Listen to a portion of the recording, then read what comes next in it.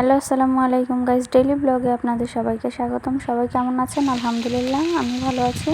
আজ আমি আপনাদের সাথে শেয়ার করব আমি কিভাবে বাইম মাছ বোনা করি। বাইম মাছ যেহেতু দেশি মাছ, তো আমরা সবাই পছন্দ করে থাকি। তো বাইম মাছ বোনা করার জন্য প্রথমে আমি বাইম মাছগুলোকে ভালো করে ধুয়ে তারপর হলুদ লবণ দিয়ে মাখিয়ে নিয়েছি। তারপর কড়াইতে তেল দিয়ে তেলটা গরম হয়ে আসলে আমি মাছগুলোকে ছেড়ে দিয়েছি। মাছগুলোকে আমি ভালো করে উল্টে পাল্টে ভেজে নেব। মাছটা যখন লাল লাল হবে তখন আমি বুঝবো যে মাছ ভাজাটা হয়ে গেছে। বাইম মাছ বোনা কিন্তু অনেক স্বাদ। আমার মাছ ভাজা হয়ে গেছে। মাছগুলোকে উঠিয়ে এখন আমি কড়াইতে পেঁয়াজ কাঁচামরিচ এগুলো দিয়ে দেবো।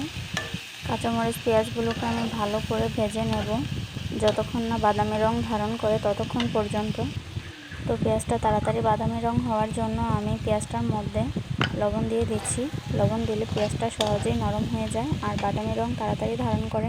দেখেন আমার মাছ ভাজাগুলো কতটা সুন্দর হয়েছে। তো আমার পেঁয়াজটা বাদামি রং হয়ে এসেছে। এখন আমি মশলাগুলো একে একে দিয়ে দিব। তো প্রথমে আমি দিয়ে দিচ্ছি হলুদের গুঁড়া, তারপর দিয়েছি মরিচের গুঁড়া, তারপর আমি দিচ্ছি ধনিয়া গুঁড়া, আর সব শেষে আমি অল্প একটু জিরার গুঁড়াও দিয়ে দেব এর মধ্যে। বাইম মাছের তরকারিতে কিন্তু জিরার গুঁড়াটা হলে অনেক টেস্ট হয়। আর আজ যেহেতু আমার কাছে ধনিয়া পাতা নেই, তাই আমি জিরার গুঁড়াটাই দিব। যদি ধনে পাতা থাকতো তো আমি ধনে পাতাটাই দিতাম, জিরাটা দিতাম না। এখন আমি মশলাটাকে ভালো করে কষিয়ে নিচ্ছি এই তেলটার মধ্যে। মশলাটা কষানো হয়ে গেছে, এখন আমি পানি দিয়ে দিচ্ছি।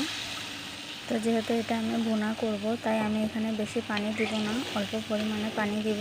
তো আমি যে পানিটা দিয়েছি এই পানিটার সাথে এই কষানো মশলাটাকে একটু মিশিয়ে নিচ্ছি। তো এখন আমি ঢাকনা দিয়ে ঢেকে দেব। তরকারির এই ঝোলটা ফুটে ওঠা পর্যন্ত আমি ওয়েট করব।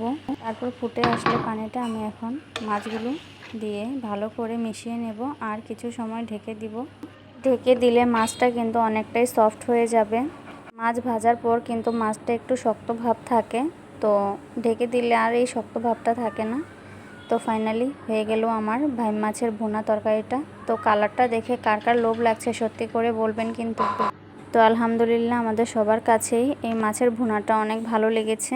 তো সবাই ভালো থাকবেন। আজকের মতন এখানেই বিদায় নিচ্ছি। আসসালামু আলাইকুম।